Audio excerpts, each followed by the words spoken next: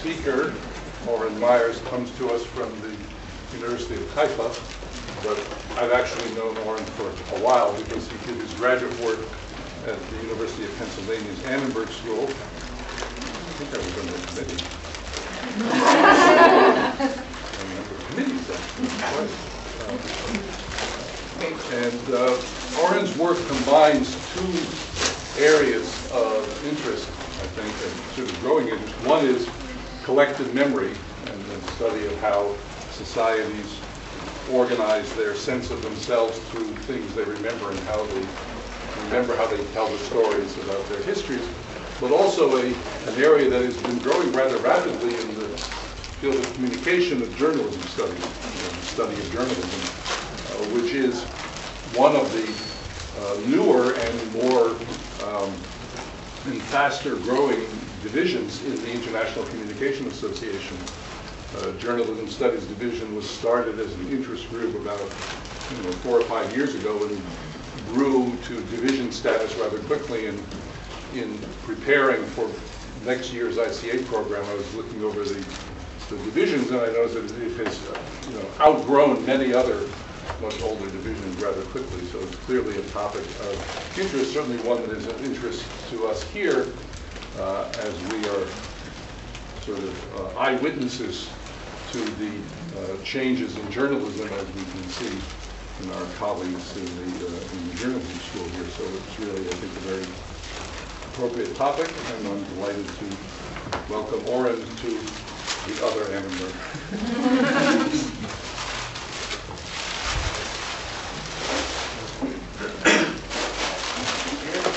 Okay.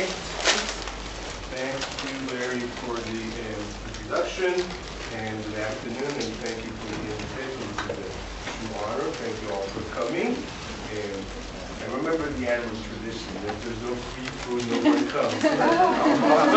I'll assume you're actually interested. Okay, in any event, this also feels a little bit like an academic genealogy reunion. I started thinking about my MA thesis at Larry's seminar at the Annenberg School at Annenberg East, and later he was a member of my dissertation committee.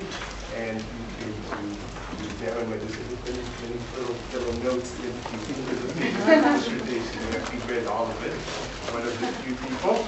And afterwards, before Netta came here, I was her MA thesis advisor, did a little bit of political studies, and it's nice to get the opportunity to get a bit of work that goes. So, what I'm going to do today. How much time do I have? About 40 minutes. Some discussion.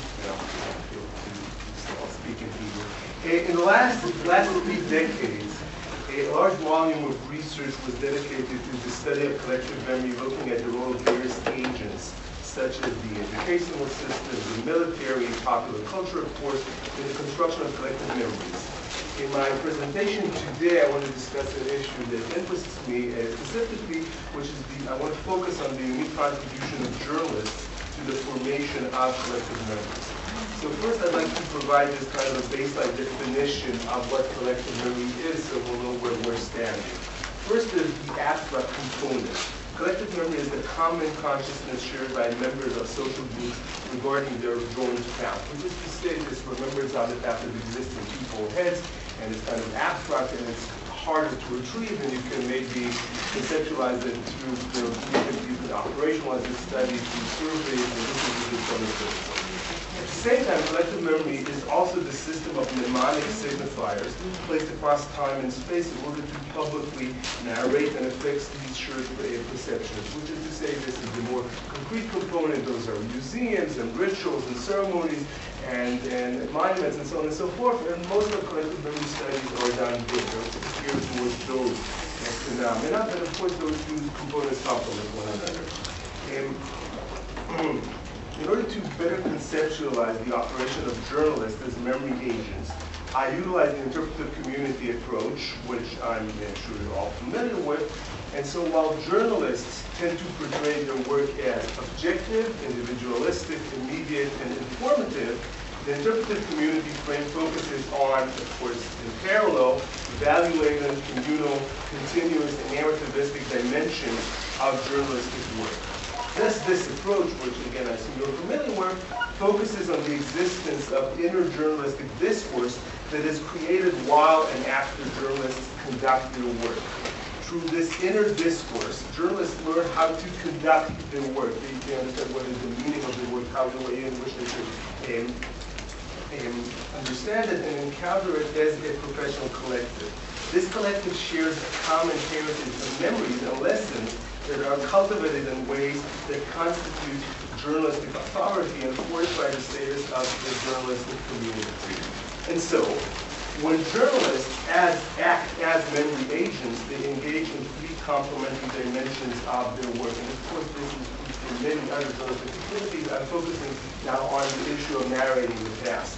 On a basic level, they do what they always do. They tell the public stories about realities that are beyond their immediate needs, such as, let's say, the miraculous save of the Chilean miners and so on and so forth. On a second level, the journalistic coverage of the past always situates this past within larger cultural and social context. It bestows meaning upon this narration. And finally, when journalists narrate the past, they always tell stories about their own work. Those stories are embedded within the stories they tell about social realities and the role in which they have played and still play in shaping social memories. And still, as mentioned, within the rapidly growing corpus of research on collective memory, and you're saying journalism studies is growing rapidly, collective memory is exploding, there's relatively modest attention that is being dedicated to the simultaneous operation of journalists as collective memory agents. Now, I can hypothesize regarding several factors that might explain the relative marginality of journalism studies within this larger body of collective memory research.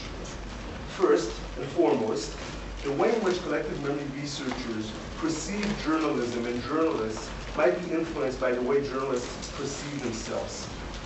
Because the objective, neutral, factual paradigm in Western journalism, and especially American journalism, still persists and contributes to the understanding of news work as something which is a transparent process of information transformation.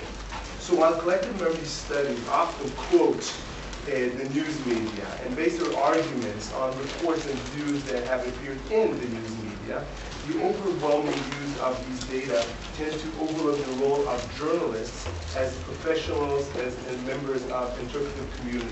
Collective memory researchers assume the news media somehow captures this zeitgeist, but no attention is given specifically to the work of journalists themselves. Second, the prevailing discourse of collective memory studies points to three major powerful interpretive agencies that narrate the past. Journalism seems to figure within this pattern of negotiation over the meaning of the past as a somewhat mediating and weaker entity. It lacks the stature and authority of the academic establishment. It lacks the formal power of the state, and it lacks the far-reaching popularity of popular commercial culture. And so it kind of figures as a mediating entity which is weaker in comparison to other entities that are usually addressed within this context.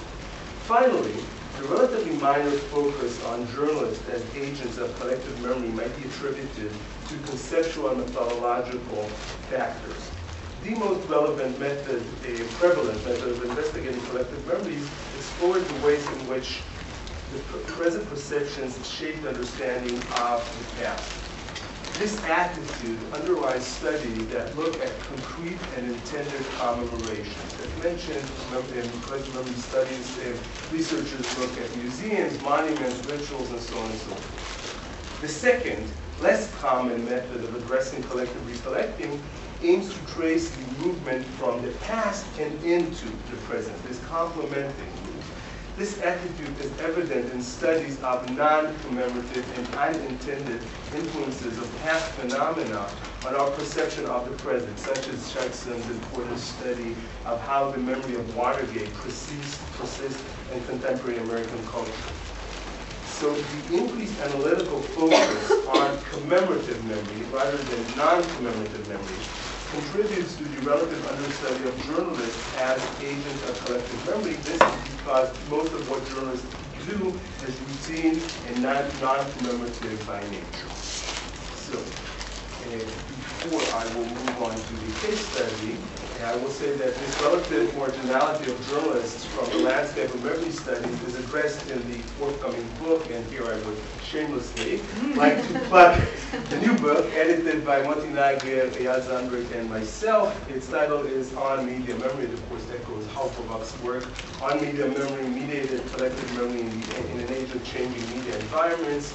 And we don't yet have a cover image, but I can tell you that it's a collection of essays by Elizabeth Bird, Barbie Zelitzer, and Ruth Hoskins, and Neta Klikler-Gulenchik, and other great scholars who all discuss the conjunction between collective memory scholarship and communication research.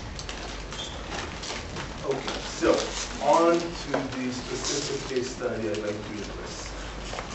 What I want to present today addresses the issue of the role of journalists as memory agents via the exploration of the interplay between the stories journalists tell as professionals and the stories they tell about their profession.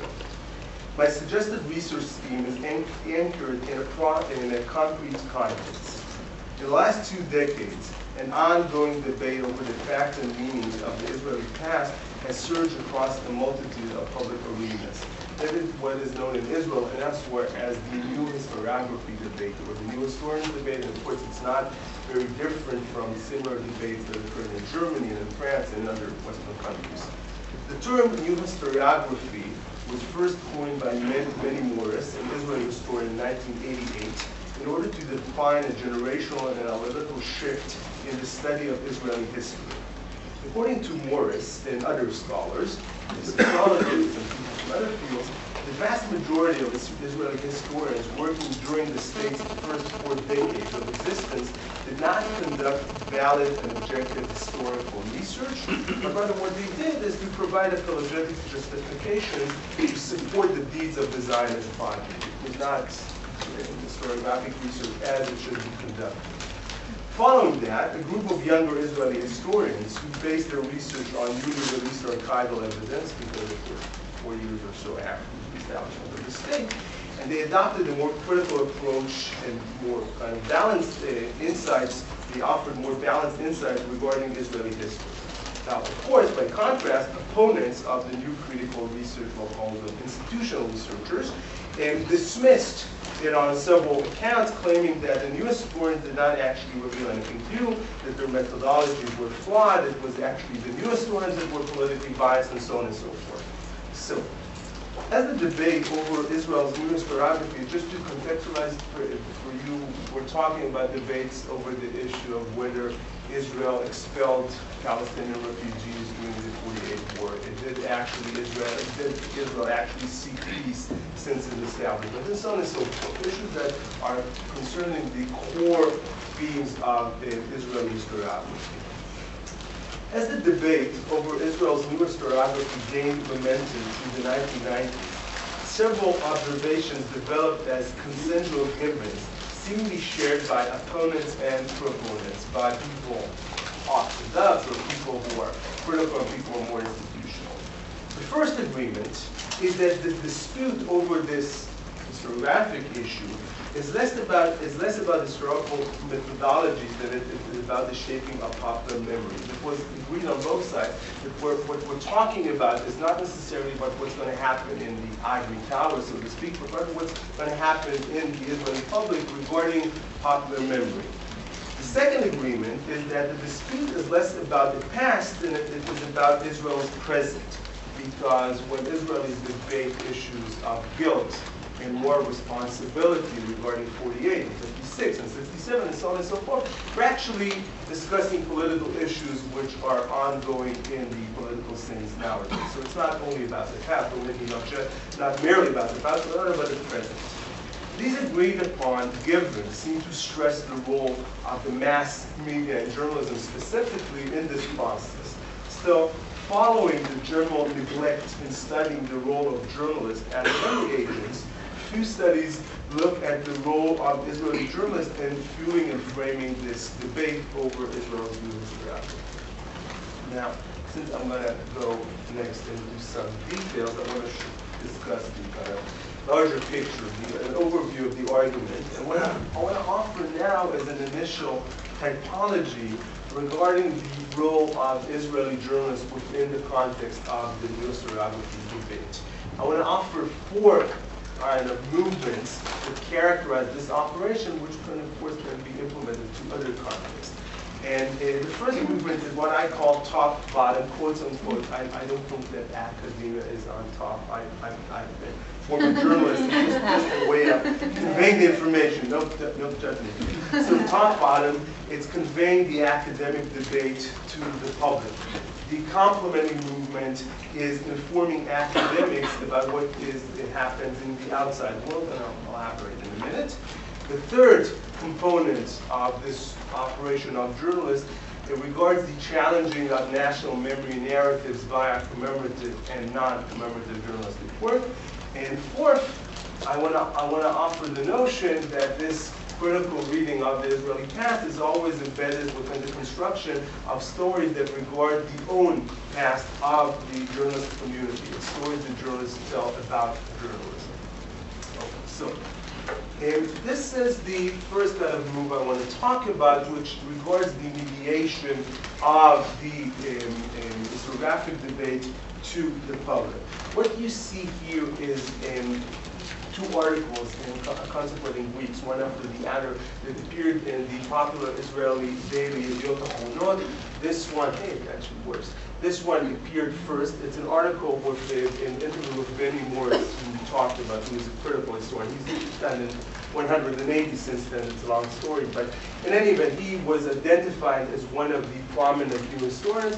And there is Professor Anita Shapira, who is identified as maybe the most prominent institutional historian.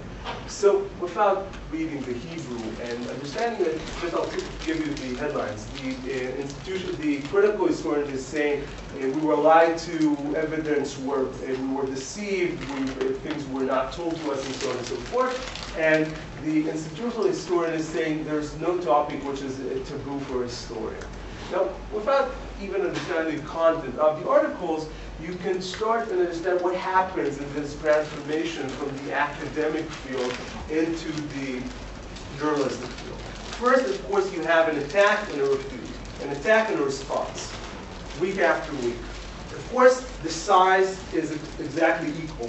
Both articles had a jump which was exactly the same size. Photograph is very similar. Everything looks very similar. And many of the arguments made here are addressed in the following week by other historians. Other things that happen when this is kind of transformed into journalism. There's a focus on private aspects. They're talking about the personal biographies of the historians, especially regarding Morris's, because he's so critical. They're questioning his patriotism and talking about his military service and so on and so forth, just to make sure he's okay. They're focusing on the most extreme cases. Those two historians provided analytical analysis of what happened in Israel in the 40s and so on and so forth, but a lot of the focus here are on issues of rape and murder and so on and so forth, which might be the exception, but are actually more interesting and more sensational. The journalists are striving towards conclusive observations, which of course the historians are uncomfortable with. What really happened, who actually won, and so on and so forth. And of course, those two articles strive to anchor this historiographical discussion within the context of the present, which is in this case negotiations with the Palestinians, and they keep on asking, what does those new troops regarding our past meant, what is their report is in regard to our negotiations with the Palestinians, and so on and so forth. What we have here is an analysis of what I checked through databases that go all the way back to 1994. They started to computerize the systems in 1994. Is the number of times that there were mentions of the term new historians in Israel. I just want to make sure the article is about Israel, regards Israel, in 2 Israeli newspapers. So the red line is the popular Yediot Ahronot, and the blue line is the elitist highbrow Haaretz. So the first thing, which is evidence, and it runs from 1994 till September 2010. So the first thing you can see, of course, is the debate, the academic debate, took place first and foremost in the more elitist haaretz. I'm not saying that the popular Yediot Achronot did not have an important role in this critical rereading of the Israeli past. It just went differently. When it comes to a presentation of the academic debate, it is the academics newspaper, the elitist newspaper, that plays the major role. The second theme here regards the issue of again, the context between past and present and the popular and political dimensions of the debate. As I'm sure you can all see, the mentions of the new historiographies, and this is a collection of features, stories, reports, and also editors, and letters to the editor. So there's a peak around 2000, and then a sharp drop. Now, the height of the debate, the critical debate over Israel's new historiography, parallels with the heydays of the peace negotiations with the Palestinians. So in many ways, it seems as if it was easier to critique the past and the misdeeds of Israel as long as those negotiations were going on, and this seemed as if things are going to be resolved. Once the second intifada broke, and again, there's much talk about the demise of new historiography within the context of the second intifada. I think this is the only empirical evidence one can show, or can offer at least. You see a sharp decline in dimensions of this critical reading of the Israeli past, because I assume that once there are terror attacks, and once people feel that they're personally attacked, and not violently attacked, they have to circle the wagons. They have no patience for those critical rereadings of the Israeli past.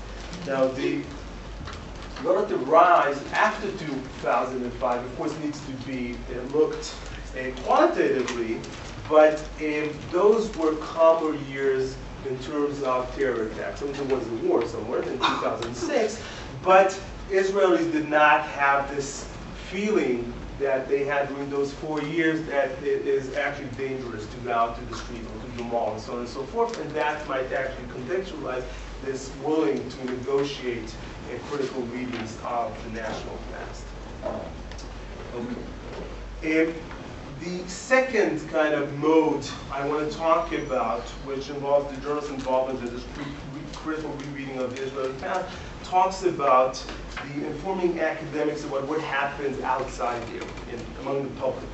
In parallel to this top-bottom mediation process, Israeli journalists have a major role in the corresponding bottom-top transformation process, which information and worldviews that originate in the popular sphere migrate to the academic realm and influence it.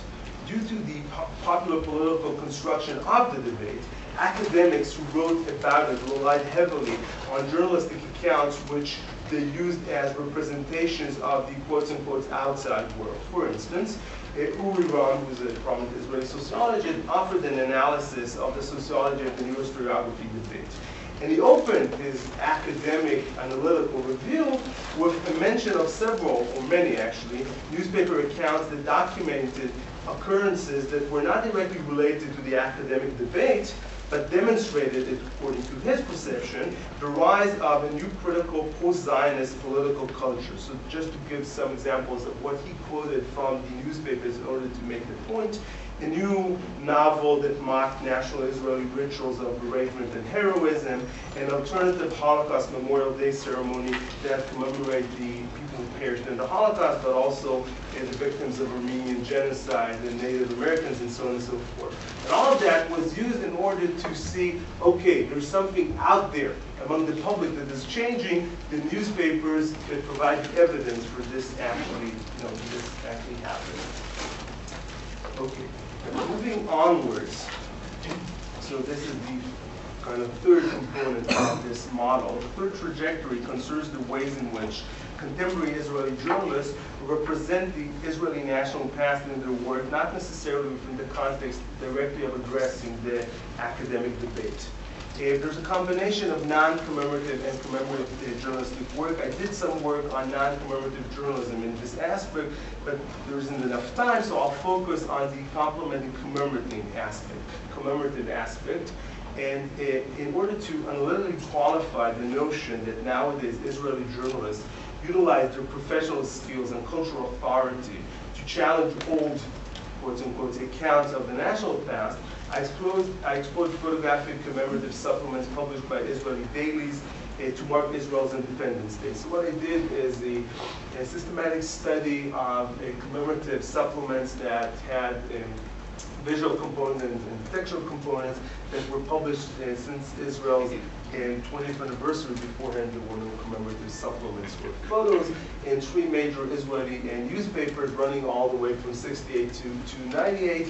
And what I did is study the interrelations between text and visual images, and in many cases you had the same iconic images of the Israeli past that were interpreted and then reinterpreted and then reinterpreted through the years, offering them new meanings. So just to offer a quick glance of what happened in the early supplements.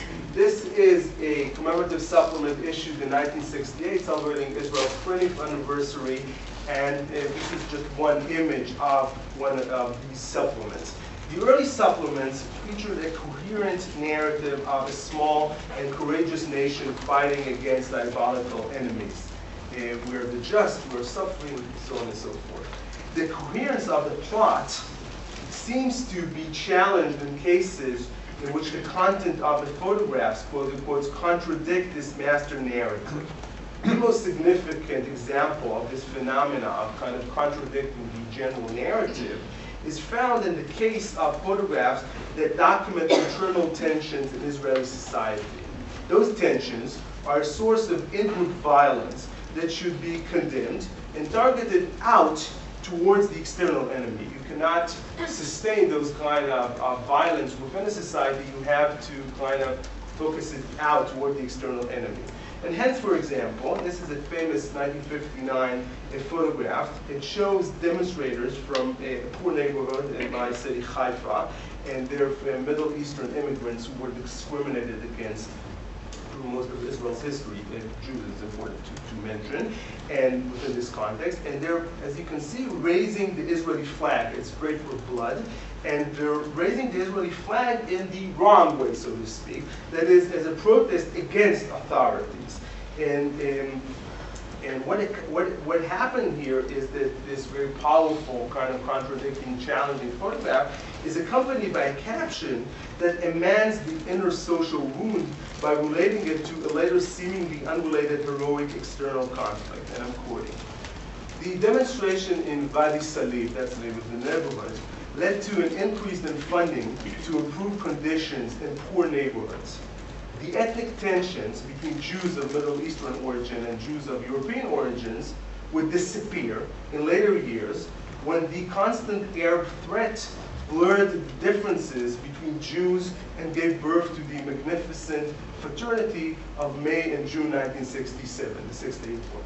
So that's a kind of a classic phenomena you will find in the early supplements. There's this master narrative reading Israeli history in a way that all photos and all texts complement one another, and when there's a divergence, it needs to be amended. It needs to be appeased. And now I'm jumping ahead and to the 50th anniversary supplements. And in those supplements, while in the early supplements, in many cases, there was an unidentified author. There was just the voice of history speaking. And then there was an identified author, and then in the latest supplements, you had this fraction structure of narration. Specifically in this 1998 supplement, you had 61 photos and 66 writers. So in some cases, there were two writers commenting on the same photo. And this is an iconic photo from Israel's first Lebanon War in 1982. This is the only photograph from the Lebanon War appearing in this supplement. The person, here in the text, who was asked to comment on the only photo about this war was not a journalist, not a politician, not a general, but a brave mother who lost her son in this specific battle that took place in this place just before the photo was taken. And she became one of the fierce opponents of the war. And this is demonstrative of some of what had happened in Israel's 50th anniversary, the sense that in many cases the text kind of reread the photos in ways that were, I don't want to say intended to be read, but in ways that were read in the past. And another example from one of the latest Independence Day supplements. This is a supplement called The Scroll. What you have here in blue, this is a section from Israel's Declaration of Independence. And what the supplement did is to break Israel's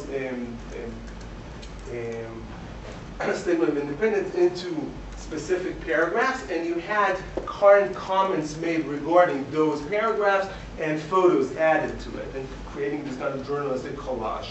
The combination of the Declaration's paragraphs, the writer's text, and the accompanying photographs creates a complex structure of contrasting interpretations and reflects a struggle over authority and over meaning.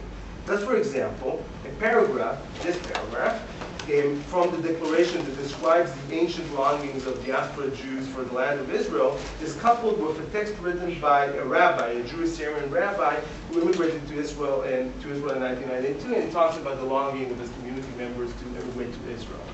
Over here, on your left, this is a famous photo from 1950. You see here Soviet Jews. This is Golda Meir, and you have Soviet Jews who wanted to immigrate to the state of Israel, and this has become an iconic photo. It resembles the wishing of Israelis, of Jews in the diaspora, especially in the Soviet Union, to immigrate to Israel. So you have here the paragraph from the Declaration of Independence, the text, and the photo, which kind of all create a structure that follows or echoes the traditional Zionist reading of Jewish history. But what do we have here? This is a more recent photograph. And this is a 1995 photograph that shows a group of new immigrants from Ethiopia demonstrating against the official Israeli policy that denies the right of their family members to immigrate to Israel. And they actually claim, rightfully, that the Israeli government is acting in a racist way regarding the members of their families. And so all of this supplement was filled with those seemingly kind of contradictions between what was promised or offered in the Declaration of Independence and what happens on the ground, and those kind of comments and interplay between text and visual. The fourth element I want to talk about, the final trajectory I want to talk about, focuses on the stories that Israeli journalists, the Israeli journalistic community narrates about its own past. Okay, so I'm talking now about stories journalists tell about their own professional community. Specifically, this section of the study probes the accounts Israeli journalists have narrated through the years about the radical and sensational weekly Ha'olam Hazeh. So Ha'olam Hazeh was a weekly, its heydays were the 50s and the 60s. Ha'olam Hazeh means literally this world. And it had always two covers. A front cover that had something with a center of investigative journalism. In this case, this is about Israel's Minister of Defense, the Haifa, who used to steal archaeological things from archaeological digs without getting permission. So this is an investigative report, kind of courageous, because he was a national hero when this article was published. And then there was the back cover, which dealt with issues of sensationalism, gossip, nudity, and so on and so forth. So you had this kind of interesting mix of kind of the Village Voice, the Daily Worker, and Playboy, or so it's kind of really radical political agenda, even in terms of current Israeli politics, investigative journalism, which was unheard of at that time, and sensationalism and even bordering pornography. My argument is that current accounts of Ha'olam Hazeh position the weekly, which has not been, it ran out, it ceased to exist 15 years ago. So the current accounts of Ha'olam Hazeh position the weekly as a precursor of contemporary critical Israeli journalism, as a realm of memory, if you will. Such accounts are used to reinforce Israeli journalists' status as independent and authoritative public narrators while critiquing previous generations of Israeli journalists. Now, how exactly this is done? This narrative of transformation transforms the role of Ha'olam Hazeh from its original kind of maverick, outsider, transgression status into the kind of center of the realm of the story of the past of the Israel journalism as Israeli journalists narrated. And it is articulated through three interconnected, smaller narratives. The first component is positioning Ha'olam Hazeh as an ultimate maverick.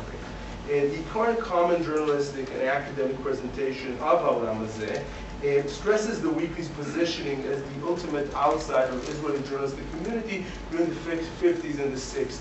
They were bombed, placed in the offices of the newspaper, and they were attacked, employees and so on and so forth. And it focuses on its key investigative reports, its moral crusade, its aggressive reporting style, and so on. The second complementing component of this narrative of kind of reshaping the story of the newspaper or the weekly is positioning it as a decisive influencer on current Israeli journalism. And it is said that through the lessons learned directly and indirectly from Ha'olam Hazeh, Israeli journalism, nowadays, current Israeli journalism, has become far more critical of politicians and other officials.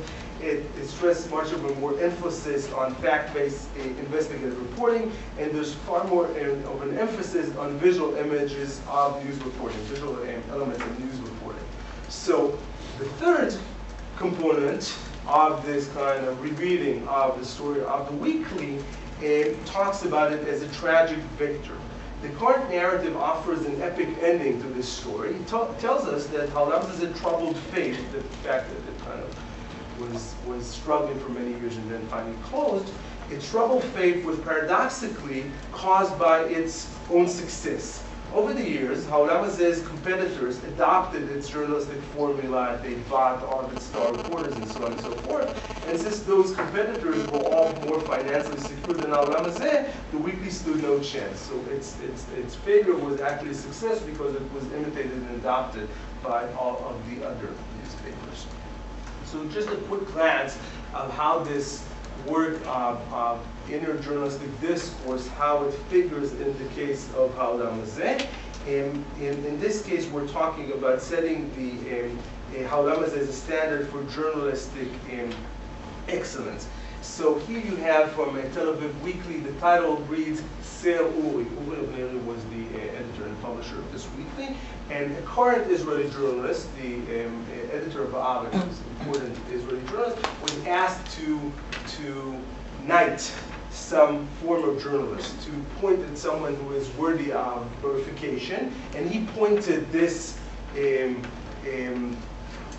of outsider of the journalistic community as someone who ought to be knighted. And actually, a few years ago, the editor of this weekly won one of the most prestigious awards of Israeli journalism. And if Israeli journalists who lived in the 50s and 60s would actually be alive, that wouldn't make them very glad. So there's this commemorative notion of bestowing honor and so on upon the people who represent the weekly and its heritage.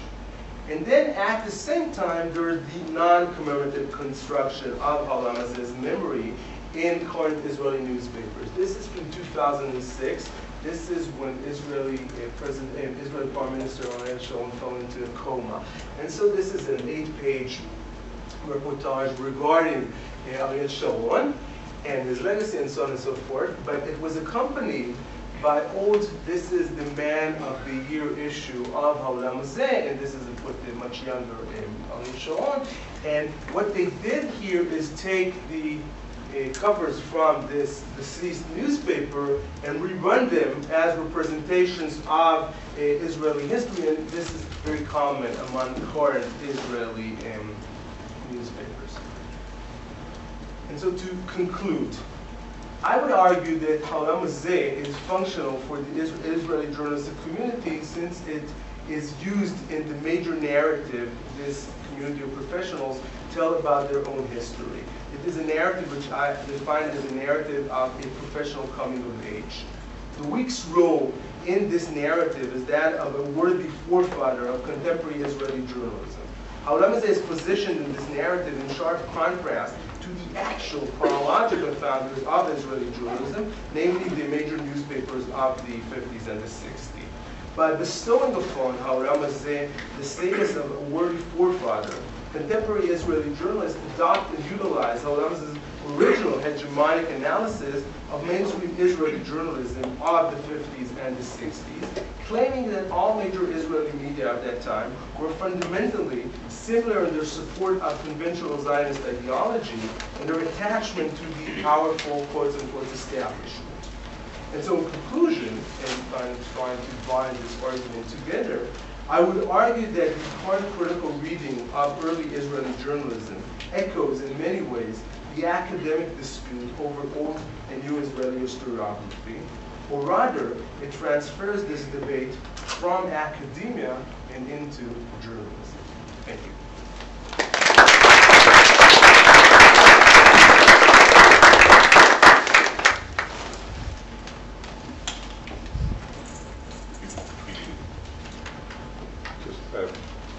More of a comment than a question, and we talked about this a while ago. There is an interesting American analogy.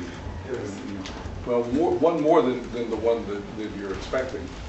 Talk about, how many people here would remember, but the knighted Israeli journalist, Uri Avneri, who he was referring to, in many ways is similar in his history and his role to I.F. Stone, Izzy Stone, who played much the same role as the outsider critic, who then became admired and cited. And one of the ironies of both the Avneri story and I.F. Stone is the number of people who now claim an identification with somebody whom they certainly didn't support or encourage at the time.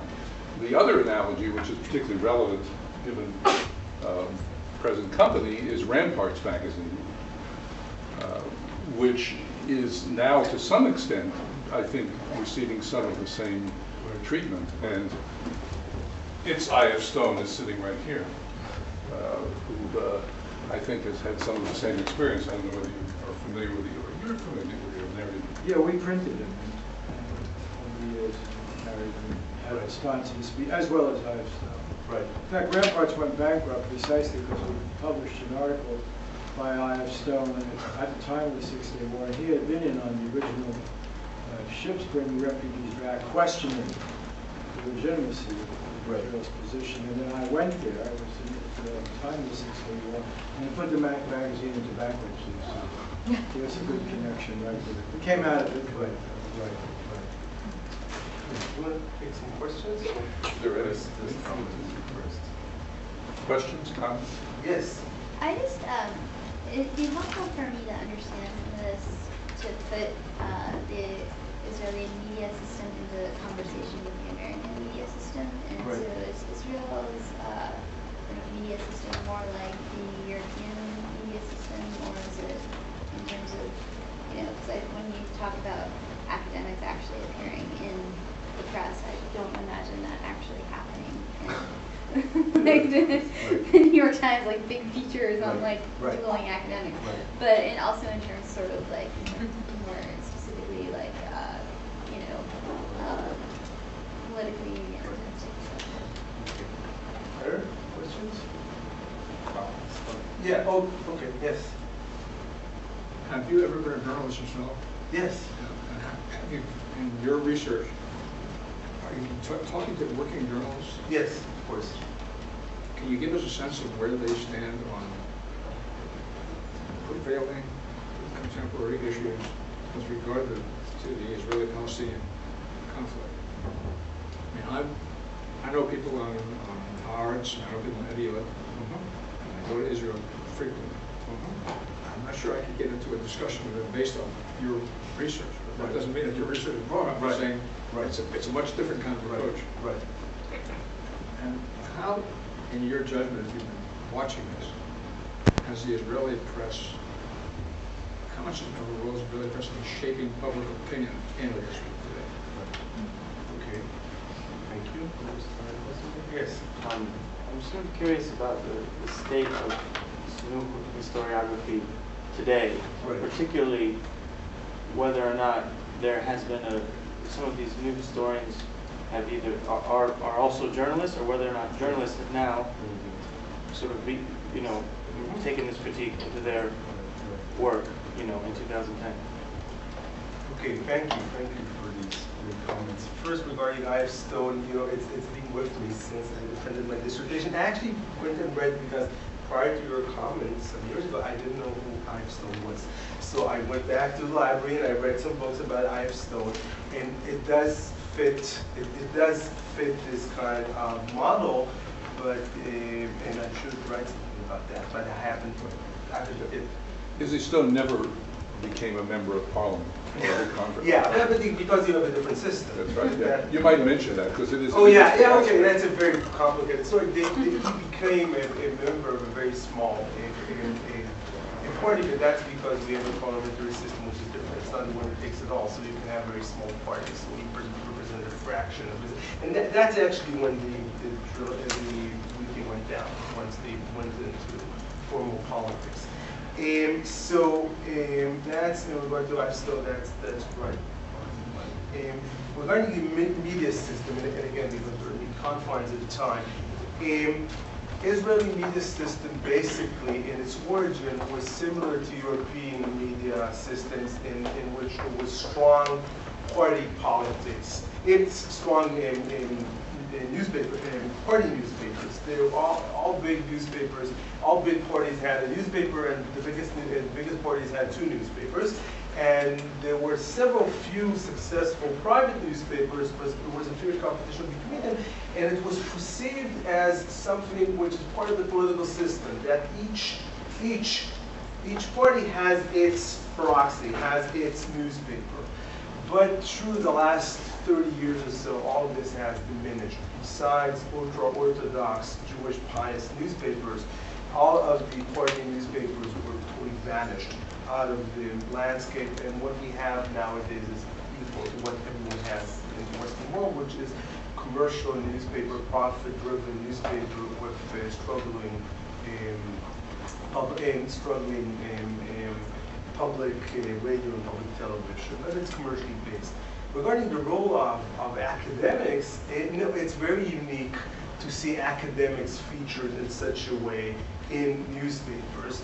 And besides Haaretz, which is the equivalent of the New York Times to an extent, and I think in the New York Times you do have interviews and so on with academics, but the reason that was reported on in Yediot Achronot, which would be the equivalent of maybe you would say today, which is unique, is exactly because that was not perceived as an argument about the past.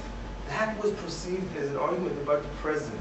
Because if you agree that Palestinians, the majority of the Palestinians were expelled and were mistreated by the Israeli government, so maybe you should now agree that they will have a right of return to Israel, and so on and so forth. So all of this has current ramifications, and this is the reason it gained some kind of place in the public debate, not because journalists were suddenly so interested in academic research. Regarding journalists in the Israeli-Palestinian conflict, I've done through the years many surveys of Israeli journalists. So in general, they tend to be, like many other journalists, in kind of parallels Weaver's studies, if you know them, in the University of Indiana. They're more liberal and dovish in their political leanings. But the thing is that they're journalists, and here I'll embrace a concept developed by Gadi Wolfson at the Hebrew University. Talks about Israeli journalists as being doves by day and hawks by night, which is to say, when they write their op-eds, they're supportive of peace negotiations and compromise and so on, and I'm sure that's also the parties they vote for in the elections. But when there's a terror attack, they want to sell newspapers and to sell commercials and so on and so forth. But they see it as a story which is interesting, and so they are driven into this kind of sensationalist pull of depicting the details, the gory details, everything that's related to terror attack and so on and so forth. And this, of course, has an effect on public opinion. So yeah, of course, it happens, and there's this kind of disconnect between political views and journalistic practices, which are far more geared toward commercial considerations, which provide you this kind of coverage which is not very supportive of the peace negotiation, but only when we're talking about hard news, supposedly. And also because peace negotiations are not interesting. It's not really interesting to cover it, and nothing much really happens, and no one actually believes someone is going to get out of it. And the terror attack is, of course, makes much of a better story. And regarding the changes, it's a very good question. In histories and journals, Ben Morris was a journalist for many years in, I think, the Jerusalem Post. And many of the people writing in Haaretz are both journalists and they have PhDs in history. So you do see this flow. I never thought about it this way, but yes, you do see the flow between academia and journalism, and I think you actually do see it mostly on the critical side of things. That's a good point. Questions? Questions? Yes, I missed the first part, but you discussed the role of Palestinian Israelis? No, I'm not an expert on Israeli-Palestinian media. Of course, they didn't need to go through this shift in the 60 years. They were not really favored of Israeli policies since the get-go. But Palestinian journalism in Israel was limited by the government, limited by resources, and so on and so forth. And the kind of media model you have now in the Arab media market parallels the Jewish market, which is to say you have commercial newspapers, which are at the top with heavy consumption of Arab news media from outside Israel because of satellites. Well, the reason I asked the question, because the only thing that has made American media halfway healthy is this push for diversity, otherwise it would be abysmal. And, to try to cover, this is a community, for instance, where the newspaper didn't cover black people or brown people. So I was just wondering, to what degree is that an issue in Israel, not just as Israeli Palestinians, but also hearing from the West Bank and from Gaza? It's a very good, important question. There are NGOs, there are various organizations trying to promote. Actually, there were a lot of debates because in some cases there was a journalist who immigrated from Ethiopia, who was a Jew who immigrated from Ethiopia, and he was the first Ethiopian journalist on Israeli TV. And then it was found out that there was some NGO who was actually paying his salary because the television channel said, if you want to have an Ethiopian journalist, that's great. We're not going to pay for it. And it raised questions which are similar to what you have here regarding racial discrimination and so on, opportunities and so on and so forth. So there are attempts to have, because yes, the body of Israeli journalists is one of the more monolithic kind of social institutions, together with the judicial system, with older men from Western countries, from the European countries, and so on and so forth. And it has changed in terms of gender-wise. There are far more women than there were before, but there are almost no Israeli Arabs who are reporters, definitely no Israeli Arabs who are editors and so on and so forth. Okay, questions? Are you familiar with media? Sorry, yes. Oh. Sorry. Oh, sorry. I guess I'm wondering if there's any research or any polls that came out about where the public or the readership lies along the lines of the new historiography versus the old, and how, if any, that affected the reporting of that.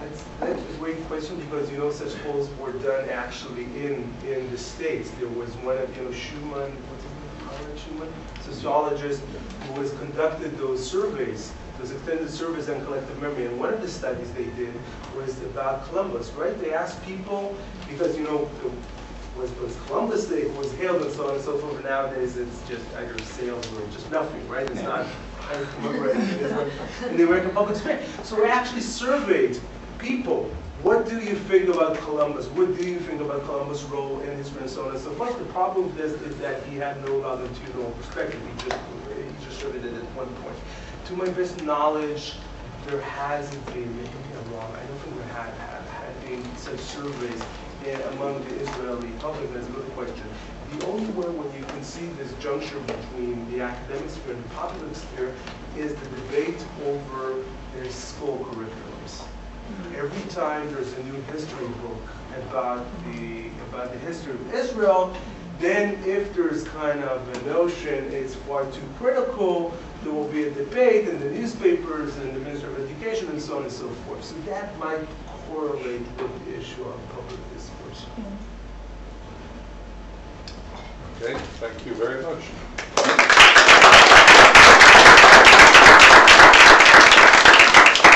Next week's talk is Tom Novak, who you may have seen around. He's a visiting professor here. He's a visitor here this fall from UC Riverside, talking on how context and content affect recognition accuracy, differences between virtual worlds and traditional web environments.